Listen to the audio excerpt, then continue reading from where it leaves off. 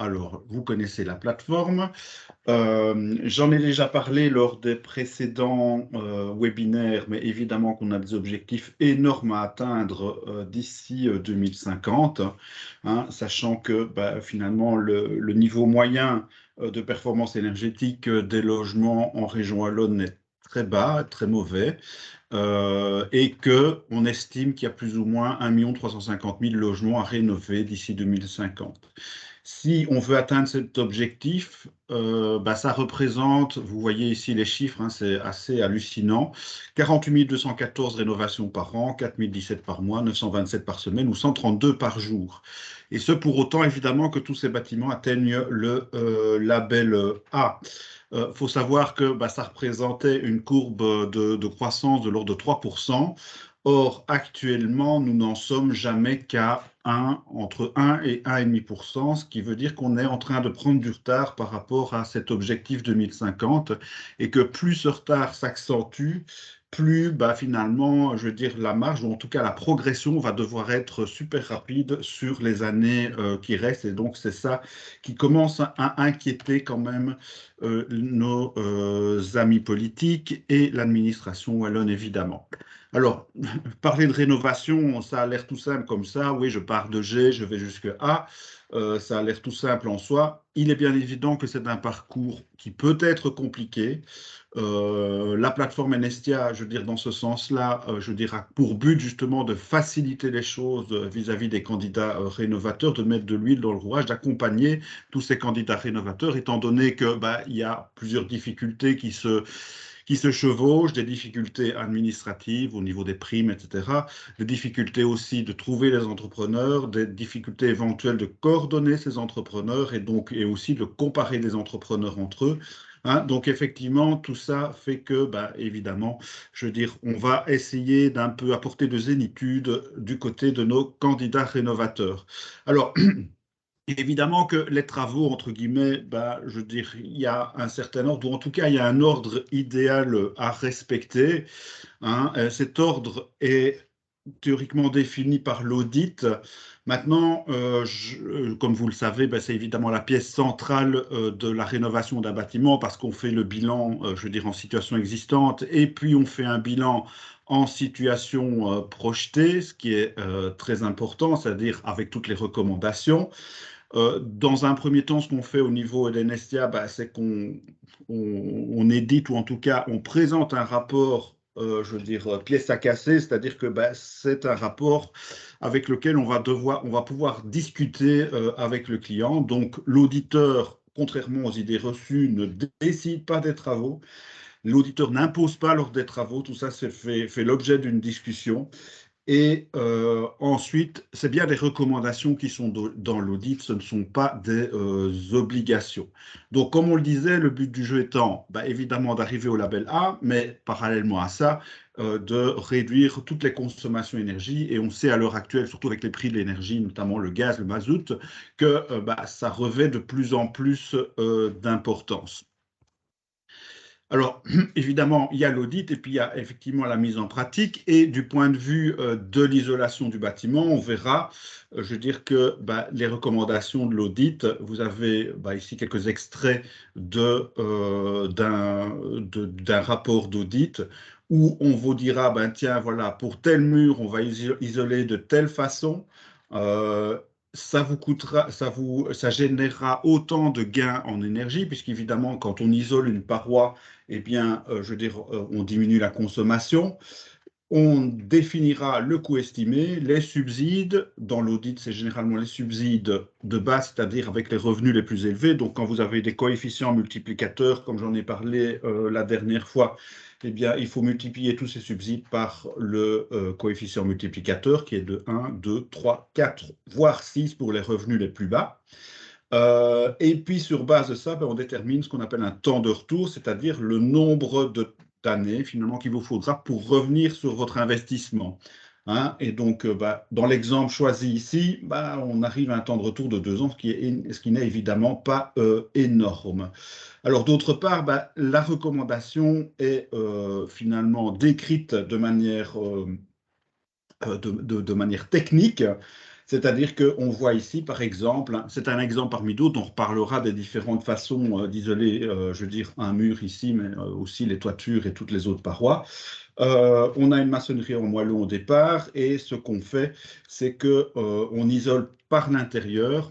Vu que c'est une maçonnerie en moellon, on préfère la garder apparente et on met effectivement, je veux dire, un enduit, bon, argile ou quelque chose comme ça. Enfin bon, ici, parce que justement, on est parti vers des isolants biosourcés, qui est une manière d'isoler le bâtiment de manière environnementalement performante. Alors, ce qui va nous intéresser aujourd'hui, c'est évidemment, je veux dire, cette isolation du bâtiment qui est quand même, je veux dire, fondamentale. Vous voyez que bah, il y a des aspects qui concernent ce qu'on appelle l'enveloppe du bâtiment. Bah, il y a l'isolation, il y a aussi l'étanchéité à l'air et la ventilation. Je dirais un petit mot de l'étanchéité à l'air en fin de course parce que, je veux dire, c'est indissociable de l'isolation, mais la ventilation aussi, je veux dire, son importance également. Bah, tout ça, entre guillemets, avec les autres paramètres de la performance du bâtiment, de l'amélioration du bâtiment, bah, vont faire qu'on va améliorer le confort du bâtiment, la salubrité du bâtiment, la qualité de l'air intérieur, la santé et la sécurité du bâtiment. Alors, dans le cadre de l'isolation, eh bien, on va évidemment parler des matériaux qu'on va choisir pour faire cette isolation. Alors là, bah, il y a deux grandes catégories, si je caricature beaucoup. Il y a les matériaux pétrosourcés et les matériaux biosourcés. Hein, et puis après, bah, il y a évidemment les matériaux recyclés, les matériaux récupérés, etc. Donc là, on est plus dans la circularité ou dans le recyclage. Alors, on disait tout à l'heure que bah, l'isolation, ça a son importance, hein, ça a une importance primordiale.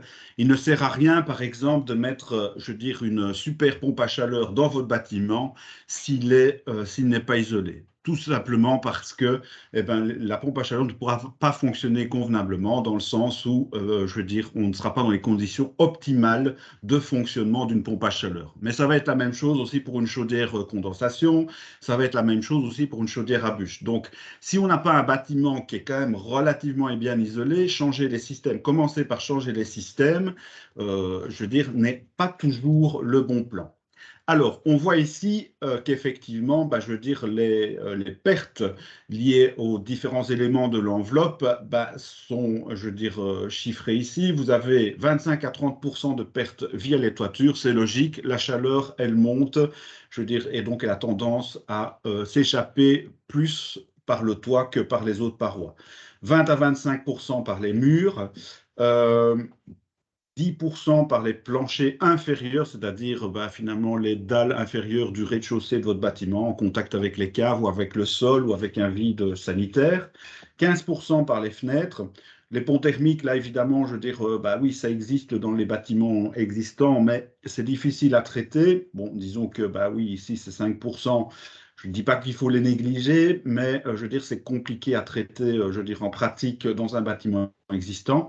Et puis, bah, je parlais tout à l'heure de l'étanchéité à l'air. Il y a quand même 20 % de pertes liées, je dirais, à l'air qui est renouvelé, pardon, et aux fuites d'air.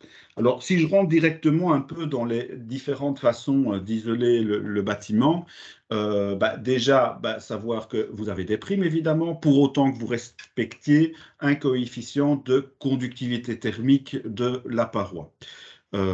Alors, évidemment que le but du jeu, ça va être de mettre un isolant dans la paroi. Et ici, vous avez l'exemple d'un mur, alors, avec trois façons d'isoler le mur. Soit à gauche par l'extérieur, soit par l'intérieur, soit lorsqu'il y a une coulisse, c'est-à-dire que vous avez un mur composite avec une brique de parement, un creux et un bloc porteur, eh bien, vous pouvez remplir par la coulisse.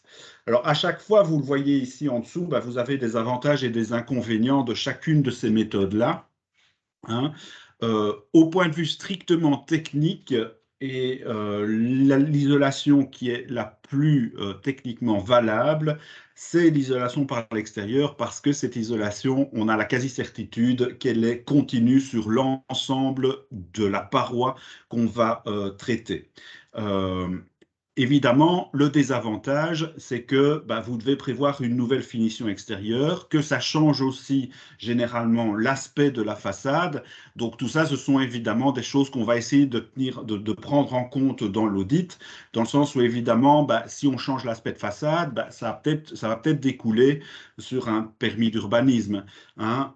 Et puis d'autre part, bah, imaginons par exemple une maison de rangée, je veux dire, en plein centre-ville. Il est bien clair que si on isole par l'extérieur la façade avant, qui est déjà normalement la belle façade, bah ça, il y a un problème esthétique, mais il y a aussi un problème que vous allez éventuellement mordre sur le domaine public. Et donc, bah, là aussi, je veux dire, bah, comme mordre sur le domaine public n'est normalement pas permis, bien que les administrations communales parlent de plus en plus d'assouplissement des règles de ce côté-là. Mais ces assouplissements, j'y arriverai, c'est le soir, dépendent essentiellement bah, aussi de la largeur du trottoir. Il est bien clair que quand on a un trottoir très peu large, bah, l'assouplissement sera moindre, ou en tout cas que ce sera vraiment pas possible. Bon, ça c'est une première chose. Donc j'isole par l'extérieur, j'emballe le bâtiment par l'extérieur. Alors, avec l'autre façon d'isoler par l'intérieur, là par contre, bah, l'avantage c'est qu'on ne change pas l'aspect de façade. Imaginons qu'on ait, je sais pas moi, une façade en moellon dont on veut garder, dont on veut garder l'aspect extérieur. Bah, il est clair que là, bah, si on veut vraiment isoler la paroi, bah, c'est l'isolation par l'intérieur qui va s'imposer. Avec quelques difficultés techniques également. Donc, comme je le disais tout à l'heure, pour la paroi extérieure, bah, là, l'isolant est généralement continu. Par contre, quand j'isole par l'intérieur, à chaque fois que je vais avoir une paroi perpendiculaire à celle que je suis en train d'isoler, prenons par exemple un mur intérieur ou un plancher, eh bien, l'isolant va être interrompu. Donc, dans ces zones-là, hein, je veux dire, lorsque l'isolant est interrompu, vous avez des parois qui seront plus froides et donc forcément, il y a un risque de condensation plus important sur ces parois-là. D'où l'importance de gérer en parallèle l'étanchéité à l'air et le système de ventilation qui permettra éventuellement d'assurer un taux d'hygrométrie le plus faible possible à l'intérieur du bâtiment. Ça, c'est, disons, le premier désavantage. Autre désavantage qui est important, surtout dans les petits habitats, bah, c'est qu'évidemment, quand j'isole par l'intérieur, bah, je prends de la place sur les locaux de l'habitation. Et donc, évidemment, bah, je veux dire, quand on isole, je veux dire, bah, ça va faire une épaisseur de l'ordre de 10 à 15 cm, en tout cas, si on veut obtenir les primes. Et donc, forcément, bah, c'est de la place perdue sur des espaces de vie, des chambres, des salles à manger, etc. Donc, c'est quand même pas négligeable, étant donné que bah, ce sont tous les murs extérieurs qui vont être traités de la même façon, par exemple. Donc là, ça c'est un autre des avantages. Et puis troisième, entre guillemets, aspect technique important, c'est qu'évidemment, bah, quand vous avez des radiateurs qui sont déjà placés sur ces murs-là, bah, il faut les déplacer, c'est-à-dire les ravancer. C'est pas techniquement difficile, mais enfin, voilà, c'est une conséquence. Vous avez tout ce qui est électricité qu'il faut adapter également. Là, de nouveau, bah, il y a des solutions techniques qui existent, pardon, donc et on le fait très couramment à l'heure actuelle, donc c'est pas un problème, mais bon, c'est des petits travaux intérieurs à faire. De même que bah, tout ce qui est tablette doit être adapté, les bâtés des fenêtres et tout ça à l'intérieur doivent être adaptés. Donc, vous voyez que, bon, voilà, vous avez, mais l'avantage aussi, c'est que c'est une isolation qui coûtera moins cher que par l'extérieur, parce que ce qui coûte cher au niveau de l'isolation par l'extérieur, c'est le nouveau parement qu'on va faire, la nouvelle finition, le crépi, le bardage, éventuellement la briquette, tout ce que vous voulez. Je veux dire, bah, c'est ça qui va coûter essentiellement cher, alors que quand on est par l'intérieur, bah, disons que là, la finition est généralement créée par soit du lambris, soit des plaques de carton plate, donc Gyproc, Fermacell et ce genre de choses, quoi. Voilà, donc ça, c'est l'isolation par l'intérieur. Et puis, il y a la troisième façon d'isoler un mur, c'est l'isolation par la coulisse. Donc, c'est-à-dire que vous avez un creux entre une brique et le bloc porteur de manière générale, et on va remplir ce creux avec un isolant. Euh, alors, c'est une technique qui est facile et je dirais la moins chère. Alors, il y a quand même deux réserves par rapport à ça. La première, c'est qu'on n'est jamais tout à fait certain que la coulisse est bien vide, hein, c'est-à-dire qu'on ne sait pas si par hasard il n'y a pas du mortier qui ferait que l'isolant qu'on va mettre va être posé de manière discontinue. Ensuite, il peut y avoir des liaisons structurelles entre la brique et le mur porteur, notamment au niveau des linteaux, des pieds droits et des seuils de fenêtre, ce qui ferait qu'on aurait une discontinuité d'isolation. Et donc, après, vous avez aussi des questions que on ne peut pas mettre ce type d'isolation dans tous les cas de figure et ça va dépendre du type de brique qui a été placé notamment, hein, ou sinon on risque des éclatements de briques dus, je veux dire, au gel notamment. Euh, et en plus, en dernier lieu, eh bien, ce type d'isolation, je veux dire, ne vous permettra jamais d'obtenir les primes de la région wallonne, dans le sens où les coulisses, c'est-à-dire les vides entre la brique et les blocs porteurs, sont généralement de maximum 7-8 cm d'épaisseur, et même avec les meilleurs isolants à l'heure actuelle, je veux dire, on n'obtient pas les exigences qu'on voit ici, le coefficient de conductivité thermique inférieur à 0,24 watts par mètre carré Kelvin. Donc, vous voyez, des avantages, des inconvénients. Maintenant, il est bien clair que même la troisième solution vous permettra de faire des économies d'énergie, mais sachez que vos travaux ne seront pas subsidiés, ou en tout cas, vous n'obtiendrez pas de prime. Voilà un peu pour la comparaison des différents systèmes au niveau des murs. Il est bien clair que, je veux dire, le choix de ces systèmes va dépendre de chaque cas est particulier, hein. Il y a des fois où on sera obligé d'isoler par l'intérieur, d'autres fois par l'extérieur. Voilà. Moi, généralement, j'essaie de préconiser le moins possible l'isolation par la coulisse parce que pour moi, c'est un peu trop hasardeux, hein, mais effectivement, c'est quand même une possibilité, peut-être en combinaison avec, je veux dire, les autres isolants, c'est-à-dire par l'intérieur ou par l'extérieur. Alors, la même chose, entre guillemets, au niveau des toitures ou des parties supérieures du bâtiment. Pour ce qui est des toitures inclinées, c'est les deux colonnes de droite ici. Vous avez deux façons de faire. Soit on isole, disons, par l'intérieur, hein, c'est-à-dire côté grenier, et donc on remet un isolant d'une certaine épaisseur qui vous permettra de nouveau d'obtenir le coefficient de conductivité thermique voulu. Pardon. Euh, Et donc, cet isolant sera mis en partie entre les chevrons existants généralement et entre une nouvelle structure, en tout cas si on veut obtenir les épaisseurs d'isolant voulues. Ça, c'est une chose. Et puis, l'autre solution, c'est de revenir plutôt par l'extérieur. C'est-à-dire que dans ce cas-là, le gros avantage, c'est qu'on ne touche pas aux finitions. Donc, ça veut dire que si les pièces en dessous de la toiture sont habitées, il n'y a aucun problème. On peut continuer à y vivre même pendant les travaux. Ce qui n'est pas forcément le cas lorsqu'on isole par l'intérieur. Et là, on mettra un isolant continu, et puis, je veux dire, on fera effectivement, on remettra une sous-toiture, un nouveau lattage contre lattage et une nouvelle couverture. L'avantage étant que de nouveau, on se trouve dans ce cas de figure-là, la toiture Sarkin que vous voyez sur la droite, dans un cas de figure où on isole par l'extérieur, où l'isolant est bien continu, comme quand je vous disais tout à l'heure qu'on isolait les murs par l'extérieur. Alors, euh, ce qu'il y a, hein, je veux dire, au niveau de l'isolation par l'intérieur, c'est que aussi il faut s'assurer qu'il y ait bien une membrane de sous-toiture, je veux dire, entre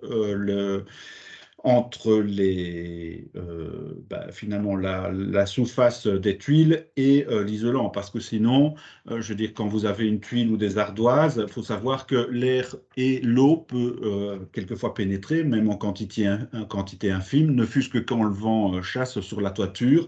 Et donc, si, je veux dire, l'isolant est mouillé, évidemment, il va fonctionner un peu moins bien, en plus du fait que il va absorber l'humidité. Cette humidité va se propager éventuellement à tous les éléments de la toiture, y compris le chevron en bois. Et donc là, on est parti un peu pour la gloire. Et donc, au niveau technique, ça va poser de gros problèmes.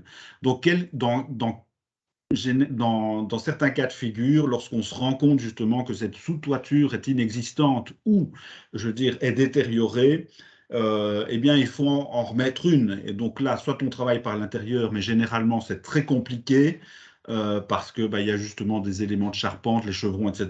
Donc, il faut tourner autour et pour avoir une continuité de cette sous-toiture, c'est plutôt compliqué. Soit, justement, c'est la toiture Sarkin qui s'impose avec le fait que vous aurez de toute façon une prime aussi pour la nouvelle couverture. Donc, effectivement, ça peut être intéressant de passer par là, même si, effectivement, ce type d'isolation est généralement plus onéreuse. Pour les parties inférieures de l'enveloppe du bâtiment, c'est-à-dire les dalles qui sont au-dessus de l'extérieur d'un vide sanitaire ou de cave, eh bien, de nouveau, là, on va voir un peu quelles sont les possibilités, où est-ce qu'on peut mettre un isolant. Soit vous le mettez au plafond du vide sanitaire ou de la cave ou de l'extérieur. Donc là, je dirais bien, c'est facile. Il suffit de plaquer l'isolant, je veux dire, sur la dalle. Et effectivement, je veux dire, c'est une isolation, notamment quand on est au niveau des caves, je veux dire, qui ne coûte pas trop cher dans le sens où, comme les caves sont déjà des espaces techniques, eh bien, il n'y a pas besoin généralement de mettre une finition. On peut se contenter de mettre l'isolant sur le plafond et je veux dire, et c'est fini. Alors, je dis, c'est simple, sauf que évidemment, il y a une série de techniques. Il y a généralement en cave, vous aurez des tuyaux, vous aurez de l'électricité, donc il faudra s'adapter quand même à tout ça. Mais il y a des solutions techniques qui existent. Mais généralement, ce type d'isolation, on n'y pense pas toujours, mais c'est une isolation qui est facile à mettre en œuvre et qui est généralement pas trop chère, quoi. L'autre solution technique, c'est l'isolation par le haut. C'est-à-dire que là, par contre, soit ça implique qu'on rehausse tous les niveaux, je veux dire, intérieurs du bâtiment, puisqu'on va recharger un isolant, plus une nouvelle chape, plus un nouveau carrelage, etc. Soit, si on veut garder les mêmes niveaux, il faut enlever tout le carrelage, enlever la chape, etc., pour arriver finalement à garder plus ou moins les mêmes épaisseurs. Alors, ce cas de figure peut se présenter notamment, je veux dire, lorsqu'on a une dalle sur sol ou sur terre-plein. Évidemment que dans ce cas-là, on n'a pas accès à la sous-face de la dalle. Et je veux dire, dans ce cas-ci, on peut très bien s'imaginer isoler par le dessus. Mais alors, c'est quand même des travaux relativement lourds, évidemment, puisqu'il faut démonter le carrelage, démonter la chape, et en fonction des épaisseurs qu'on obtient, voir s'il ne faut pas carrément aussi démolir la dalle sur sol, réapprofondir, je veux dire, la fouille, recouler une nouvelle dalle, etc., etc., pour arriver finalement à réisoler la paroi. Donc, il est bien clair que ce genre de cas de figure est plutôt rare et difficilement, je veux dire, admis en tout cas lorsque les candidats rénovateurs habitent déjà leur bâtiment, ce qui est logique parce que là on est vraiment dans des travaux très lourds. Par contre, lorsqu'on est dans le cas de figure de candidats rénovateurs qui viennent d'acheter leur maison et qui, je veux dire, veulent justement réaliser des travaux relativement lourds dans leur bâtiment, disons que là, la porte est un peu plus ouverte quand même. Alors, troisième solution, c'est isolation dans la structure, pour autant qu'on ait évidemment une structure genre ossature bois, des poutres entre lesquelles on pourrait éventuellement placer un isolant. Donc là, ce sont les trois solutions principales pour l'isolation des planchers. Ensuite, évidemment, il y a tout ce qui est question des fenêtres. Alors là, la solution la plus simple et qui est finalement techniquement la meilleure, c'est de remplacer carrément le châssis et le vitrage. Donc là, c'est ce qu'on fait généralement d'ailleurs. Alors, il existe d'autres solutions et notamment récemment sont apparus des doubles vitrages qu'on pourrait mettre sur n'importe quel type de châssis. Et donc, on pourrait ne se contenter que de remplacer le double vitrage. Maintenant, il y a quand même des réserves parce que le coefficient thermique qu'on va obtenir n'est pas forcément, je veux dire, celui qui serait nécessaire à obtenir les primes, puisque le châssis reste à la limite peu performant. Donc, effectivement, là, ça peut poser un problème. Donc, ça, c'est pour la deuxième solution. Et puis la troisième solution, c'est ce qu'on appelle le survitrage, mais là, je veux dire, jamais vous n'obtiendrez des primes pour ça. Donc là, il s'agit de replacer sur les châssis, comme ça se faisait dans les années 85-90, une deuxième vitre lorsqu'il s'agissait de simple vitrage. Évidemment, on enferme l'air entre la première vitre et cette nouvelle vitre qu'on va replacer sur le vitrage, mais évidemment, ce n'est pas la même chose du tout que vous avez un double vitrage dans lequel il y a un gaz genre krypton, argon, etc., je veux dire, qui est parfaitement étanche, etc. Donc là, oui, c'est mieux qu'un simple vitrage, mais on n'est quand même pas à un niveau de performance, je veux dire, tel que on le voudrait lorsqu'on rénove de manière un peu sérieuse un bâtiment. Alors, évidemment que après va se poser la question du choix des isolants. Et ce choix d'isolant va se faire notamment, je veux dire, sur base de certaines données techniques, mais il peut se faire à la base aussi sur certaines considérations qui ont trait finalement, je veux dire, à l'environnement, hein. Et par exemple, on peut se poser la question de savoir, lorsqu'on isole, si finalement, comment est-ce qu'on a extrait, quelle est finalement, je veux dire, quelle est l'énergie qu'on a utilisée pour extraire ou récolter les matières premières nécessaires à la fabrication d'isolation, l'énergie nécessaire pour fabriquer le matériau, l'énergie nécessaire pour distribuer et acheminer le matériau, le mettre en œuvre, le recycler ensuite et ou éliminer le matériau en cas de démolition, voire de transformation. Donc ça, c'est ce qu'on appelle l'énergie grise.